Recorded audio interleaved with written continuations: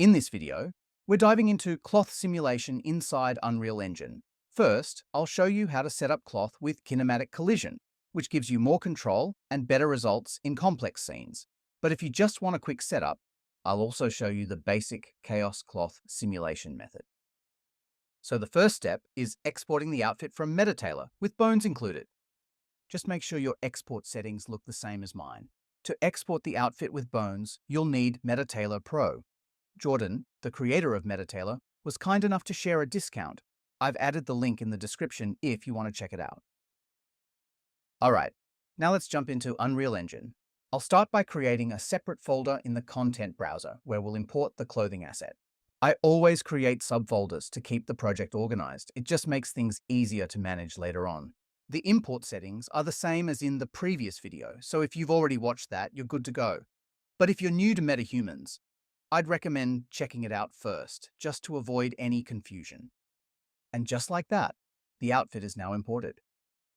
I'm going to hit Save All, then we'll head over to Plugins, search for Cloth, enable all the related plugins, and restart the engine. When the engine restarts, it might get stuck at 86%, but don't worry. It's not frozen, it just takes a little longer to load. The engine's restarted, so now I'll right-click, go to Physics, and create a new cloth asset. Double-click to open it. You'll see Unreal Engine's default cloth simulation setup. But we're going to build a better Dataflow from scratch. To start completely from scratch, we basically need the Big Bang to happen all over again.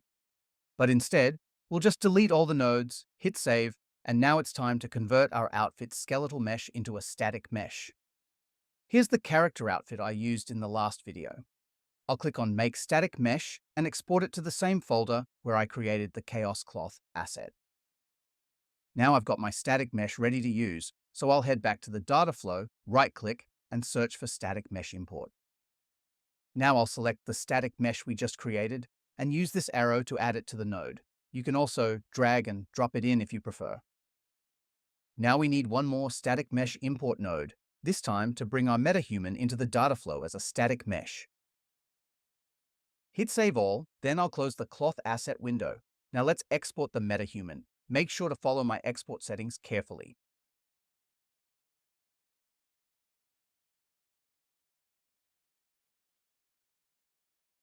Now I'll go back to the Clothing folder and create a new folder called Collider.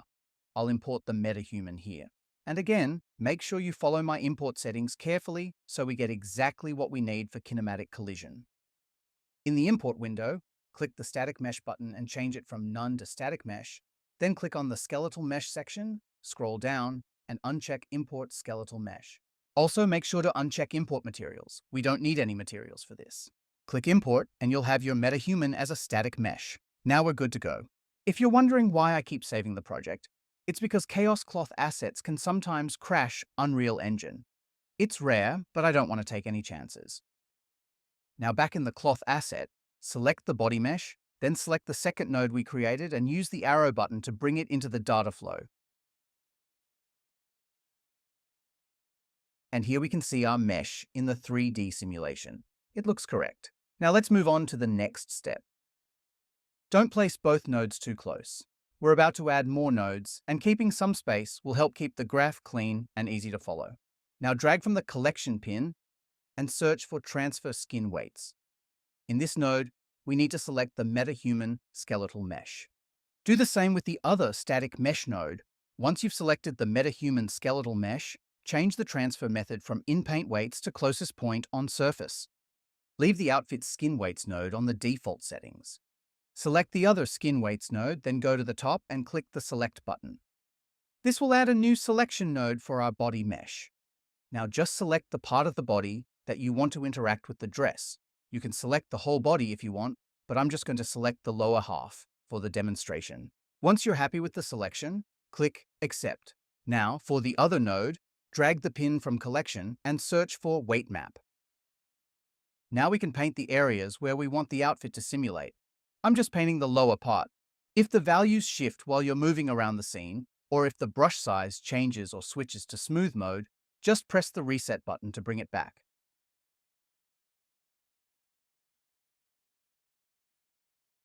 I think that looks perfect for my outfit. Now right-click anywhere in the graph and search for Merge Cloth Collection. Now connect both of the cloth nodes to the Merge Cloth Collection node. This will combine them so they can interact and simulate together in the scene. Now drag the collection pin from the Merge Cloth Collection node and search for Simulation Default Config. Add that node to the graph. This is the node where you can tweak all the settings required for the cloth simulation. Now let's add the Simulation Self-Collision node. In Unreal Engine 5.5, most of its options are hidden by default, so make sure to click the Show Hide button and enable Show All to reveal every setting. I forgot to add an important node. Right-click and search for Max Distance. Once added, reconnect the nodes as needed. And just like before, if the max distance input is hidden, make sure to enable it from the Show Hide options. Now connect the purple output from the Outfit Weight Map node to the max distance input on the new node. Now select the Weight Map node and in the Name section, type Max Distance, no spaces, and make sure both M and D are capitalized just like I did. The Accept button will be highlighted again. Click it so the node can properly apply its effect to the simulation. Now connect the same purple output from the Weight Map node to the Self-Collision Thickness Weight Map input. Also connect this to the Self-Collision Kinematic Collider Friction Weight Map input. Now go to the Body Mesh Selection node and connect its purple output to the Self-Collision Enabled Kinematic Faces input. Everything looks good, and we're almost done setting up the nodes. I'll save the project, and now let's search for Aerodynamics. Then I'll add the Simulation Aerodynamics config node. Chaos Cloth supports different types of dynamics, but I'm adding this one just for demonstration. You can explore and add others depending on your project's needs. Now drag the collection pin and search for Cloth Asset Terminal. This will be the final node in our graph. It'll evaluate the nodes, and now finally we can see our outfit in the viewport looking really good. The textures are missing for now, but if you want them to show up inside the cloth asset, make sure to include proxies when exporting your outfit from MetaTailor. Now let's see how our outfit interacts with the MetaHuman body. Head over to the Preview section, and here select your MetaHuman's skeletal mesh. We also have the option to add an animation to preview how the dress behaves during movement. The dress looks great overall. There are a few minor overlaps, but we can fix those by adjusting the settings in the Simulation Default Config node. Copying my exact settings might fix the overlaps for your outfit too, but I highly recommend experimenting with different values yourself. That way, you'll actually learn how each setting affects the simulation instead of relying on fixed numbers every time. Setting Anim Drive stiffness to 0.5 lets the cloth follow the body loosely, but not too much. I also set Anim Drive damping to 0.4 to reduce jitter and keep the movement smooth. In the simulation section, I set iteration count to 4, subdivision count to 3, and max iteration count to 5. These control how many times the cloth simulation is calculated per frame. Higher values improve accuracy but can reduce performance. Now scroll up and set tether stiffness and tether scale to 0. These settings control how strongly the cloth is anchored to the character. Setting them to 0 allows the cloth to move more freely, giving it a looser, more natural simulation. Try different values for edge stiffness and bending stiffness. Edge stiffness controls how much the cloth resists stretching, while bending stiffness affects how easily it folds. Tweaking these helps you balance between a rigid or flowy fabric feel. You can also try different density values in the mass section. Density controls the weight of the cloth per unit area. Higher values make the cloth heavier and more affected by gravity and wind, while lower values make it lighter and more floaty. Now let's get rid of this overlap. To do that, select the Self-Collision node and enable Self-Collide against kinematic colliders. This allows the cloth to properly collide with the static body mesh, helping to eliminate clipping or intersection. Also, enable Self-Collision against all kinematic vertices. This ensures that the cloth considers every kinematic vertex for collision, giving more accurate and stable simulation results. The overlaps are now fixed, and to test if wind is affecting our outfit, I'll increase the wind velocity in both the X and Z axis, and as you can see, the dress starts reacting and moving with the wind. Now let's apply this chaos cloth outfit onto our MetaHuman. This way, it'll simulate properly in the scene with all the settings we just configured. Now go to your MetaHuman blueprint and open the Viewport tab first. Now click on the Add button, search for Chaos Cloth, and add the Chaos Cloth component to your MetaHuman. In the Details panel, scroll down to the Cloth Assets section and select the cloth asset we just created from the drop-down. Fellas, keep in mind, Chaos Cloth assets can be heavy, so don't be surprised if your blueprint window or even Unreal Engine starts to lag a bit. Now click Compile, and once that's done, you'll get the option to apply materials to your Chaos Cloth outfit.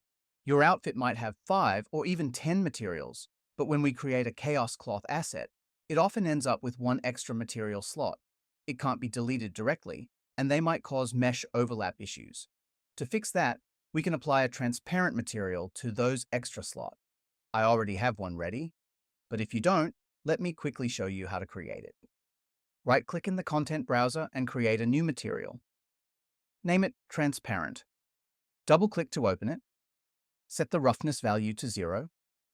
Change the blend mode from opaque to masked. And set the opacity mask value to 0 as well. Now I'll assign all the materials just like I did in the skeletal mesh in last video. I'll fast forward this part to keep things transparent with you guys. And if the blueprint editor freezes for a moment while assigning materials, don't worry, it's normal. The material slots stay the same as the skeletal mesh, so it's easy to match them while assigning. In the construction script, right-click and search for Cloth, then add the Set Cloth asset, Chaos Cloth, select the outfit we just created, connect the node properly into the construction script flow, and hit Compile. Once it's done compiling, just save and close the blueprint. And there it is, our MetaHuman with the Chaos Cloth outfit fully applied and ready to go. And now, if I hit Simulate, the outfit will behave exactly how we set it up, fully reactive and working in the scene. All right, let's move on to the second method in case you don't want to use kinematic faces for collision. I'm going to duplicate the static mesh first because using the same one in a new cloth asset can crash Unreal Engine. I'll name this one Noble, then double-click to open it. First node we need is static mesh import, just like before, and this time, let's select the duplicated static mesh in it. Now let's add the second node, transfer skin weights. Select the skeletal mesh, and make sure to change the render source to skeletal mesh too. Let's add a weight map node, and I'll paint the dress just like I did for the kinematic collision mesh setup. Let's add the simulation default config node. This time, I won't go over all the settings like before, but keep in mind they might be different, since we're using the MetaHuman physics asset for collision instead of kinematic faces. We need to enable the max distance input from the Show or Hide button, connect it to the weight map, and name it max distance, just like we did before. Now search for simulation collision config. Last time we used self-collision, but this time we're going with simulation collision config instead. The reason for that is because we're not using merge cloth collection node. Since we only have one static mesh acting as collision for the MetaHuman, the simulation collision config node works perfectly in this case. Now search for the physics asset node and select the correct physics asset for your MetaHuman. This will let the cloth interact with the MetaHuman's body using the actual physics bodies. And finally, add the cloth asset terminal node to end the graph. Then, go back to the set physics asset node and make sure the correct physics asset is selected. This connects everything so your cloth simulation can use the MetaHuman's physical body for collisions. And here, you can add any type of dynamics, like aerodynamics or gravity overrides, and connect them properly to see their effect on the simulation. Let's select the skeletal mesh in the preview section, and then add an animation to see how the dress interacts with the body in motion.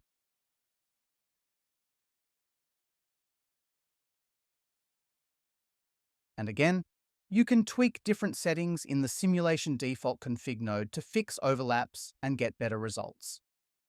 Sometimes your physics body, those spheres and capsules, might be the wrong size, so make sure they're properly aligned and scaled for accurate collision with your dress. One thing I want to mention before ending the video, if you paint your entire dress in the weight map node, it'll fall straight to the ground because there's nothing keeping it attached to the body. But don't worry, I'll show you how to fix that right now. Go to the Simulation Default Config node, scroll down to the Animation Properties section and set the anim drive stiffness to 0.5. This will pull the dress back up from the ground to the MetaHuman's body.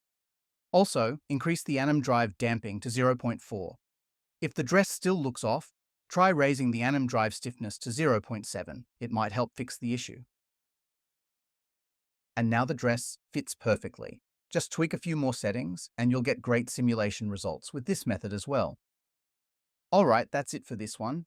If I get a good response on this video, I'll post the animation tutorial publicly. If not, it'll go to members only. And yeah, download link for my Dataflow setup is in the description. You can just copy and paste it, add your meshes, and you're good to go.